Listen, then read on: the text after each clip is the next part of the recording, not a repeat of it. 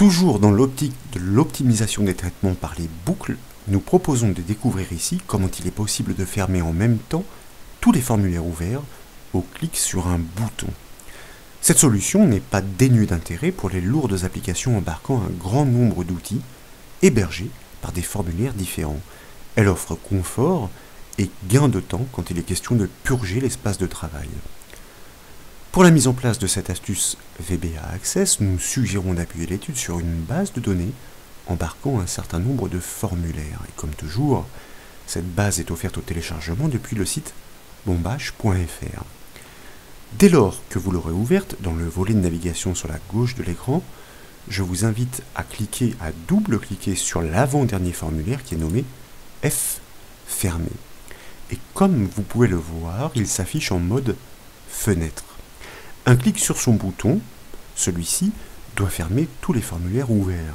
Ces formulaires sont énumérés dans le volet de navigation sur la gauche de l'écran. Ils ont été majoritairement importés depuis une autre application sans leur source. C'est la raison pour laquelle ils ne sont pas fonctionnels, mais ce n'est pas ce qui nous préoccupe ici.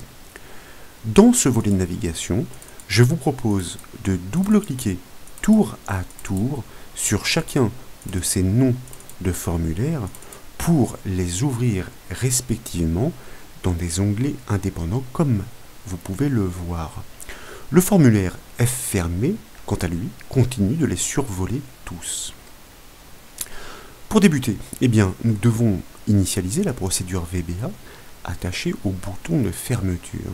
C'est la raison pour laquelle dans le volet de navigation, je vous propose de cliquer droit sur le formulaire F fermé, dans le menu contextuel de choisir le mode création, sur le formulaire en conception de cliquer sur le bouton fermer les formulaires pour le sélectionner, et dès lors, nous allons activer l'onglet événements de sa feuille de propriété pour pouvoir cliquer sur le petit bouton associé à son événement au clic, et dans la boîte de dialogue qui suit, nous allons choisir le générateur de code que nous validons soit par double-clic, soit par le bouton OK après l'avoir sélectionné.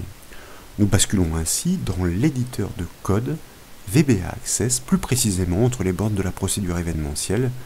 Fermer tout clic. Son code se déclenchera au clic sur ce bouton.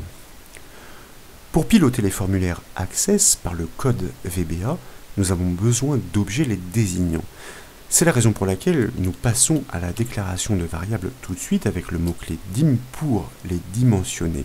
Je vous propose de nommer la première variable chaque forme pour chaque formulaire qui doit désigner tour à tour chacun des formulaires que nous déclarons comme un objet de type forme, c'est-à-dire une variable objet désignant un formulaire au sens large.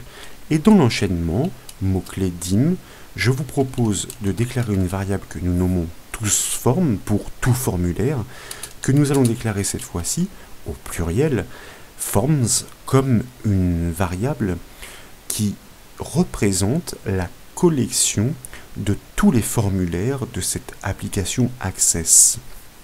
C'est elle qui doit nous permettre de les parcourir tous. Ensuite, et nous le verrons dans un deuxième temps, nous allons par anticipation déclarer une variable que nous nommons compteur et que je vous propose de typer comme un entier court, c'est-à-dire un byte. Elle nous permettra, si vous voulez, de pouvoir forcer la fermeture des formulaires due à un dysfonctionnement que nous constaterons ensemble, nous y reviendrons. Il est temps maintenant d'initialiser l'une de ces variables, puisqu'il s'agit d'une variable objet, forcément grâce au mot-clé set, la variable toSform, qu'il s'agit de faire pointer sur la collection effective de tous les formulaires de cette application, d'où l'utilisation de l'objet application et de sa collection attachée forms. Désormais, notre variable objet toSform représente l'ensemble des formulaires ouverts dans cette application Access. Poursuivons. Nous devons maintenant pouvoir exploiter cet objet que nous venons d'initialiser pour passer en revue chacun des formulaires ouverts. Et pour cela, la technique est bien connue, nous devons exploiter une boucle for each, comme vous le savez, sur la base de notre variable chaque forme qui désigne un formulaire au sens large, oui, mais un formulaire dans in, la collection de tous les formulaires, représentés désormais par notre variable toSform.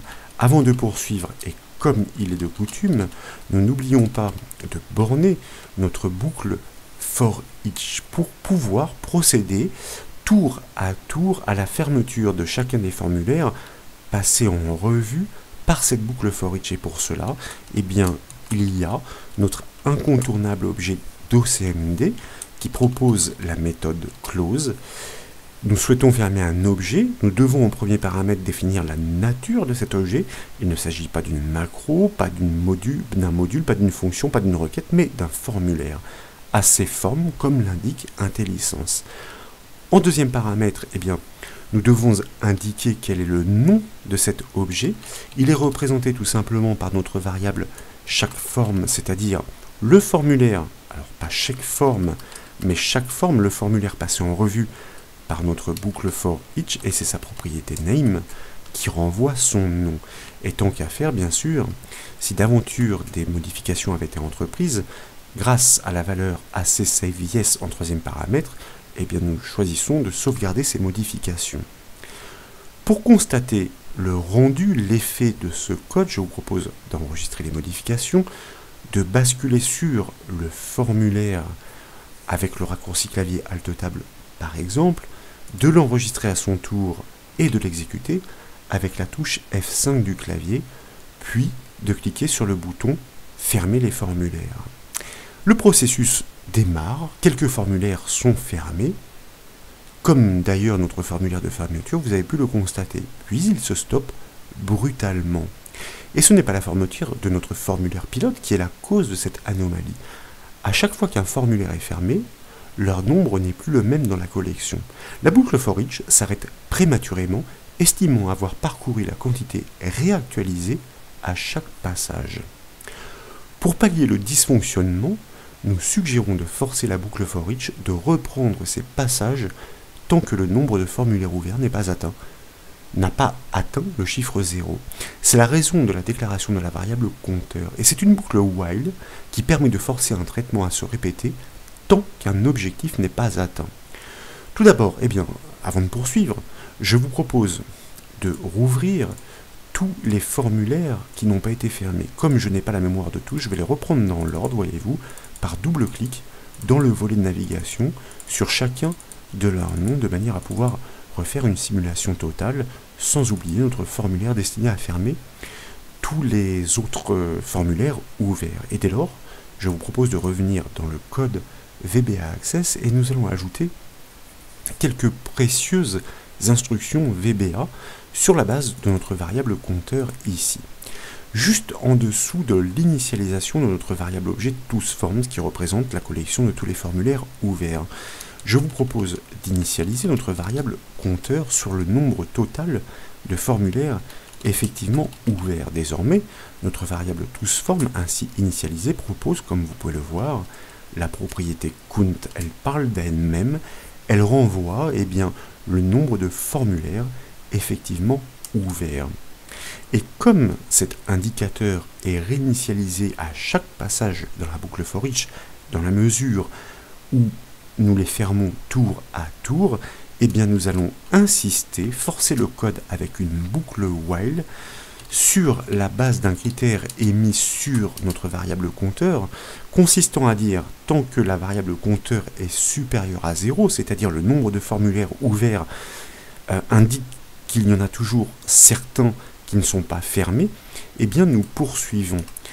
Et nous bouclons notre boucle while par un when, comme vous le savez, tant qu'à faire. Ici, nous allons prendre soin d'indenter le code. Sauf que, à chaque passage, il est question de pouvoir réactualiser ce compteur pour connaître, eh bien, ma foi, quel est le nombre des formulaires encore ouverts. C'est la raison pour laquelle nous allons réaliser de nouveau ce calcul grâce à la propriété count de la collection de tous les formulaires ouverts. Compteur égale toSform.count. Je vous propose de nouveau d'enregistrer les modifications, de basculer sur le formulaire F fermé qui survole toujours les autres formulaires ouverts, puis de cliquer une fois encore sur son bouton « Fermer les formulaires ». Et cette fois, comme vous pouvez l'apprécier, tous les onglets sont parfaitement fermés avec un seul traitement. Enfin, et pour coder proprement, et comme toujours, il convient de libérer les ressources en détruisant les deux variables objets. Pour cela, il suffit d'ajouter les deux instructions qui permettent de les réinitialiser à la fin du code grâce au mot-clé set, puisqu'il s'agit de variables objets, sur notre variable chaque forme dans un premier temps, que nous allons réinitialiser sur la valeur nothing, et nous allons faire de même avec notre variable toSform.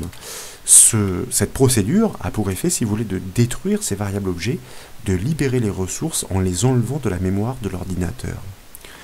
Quoi qu'il en soit, nous avons parfaitement réussi cette nouvelle astuce VBA Access pour fermer en un seul clic tous les formulaires Access ouverts, et ce, quel que soit leur nombre. Donc, j'espère que cette nouvelle astuce vous a plu. Si c'est le cas, comme toujours, je compte sur vous pour mettre un petit j'aime à la vidéo, et comme vous le savez, vous pouvez retrouver toutes les astuces, mais aussi toutes les formations sur le site bombache.fr. Je vous remercie.